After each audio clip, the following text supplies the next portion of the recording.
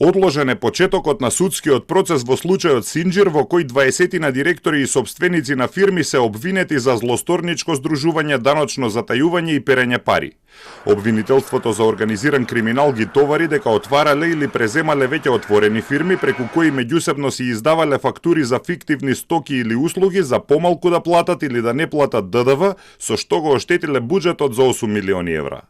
Судијата кај кого беше доделен случајот побарал изземање, а нов почеток на судењето ќе биде закажан кога новиот судија кај кого ќе биде доделен предметот ќе се запознае со случајот. 6 обвинети веќе признаа вина и се спогодија за казни.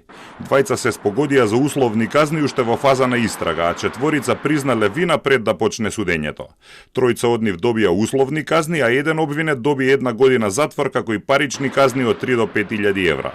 Останатите 18 обвинети веќе 8 месеци чекаат почеток на судењето.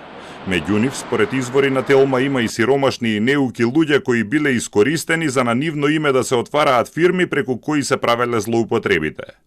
Бизнисмените Стојан Чифлигаровски од Битола, чија фирма СВ Инвест во изминатите години добиваше милионски тендери од Рек Битола, и Љупчо Пецов Ѓаволот, кои се товарат дека биле организатори на групата, се во бегство и за нив нема обвинение.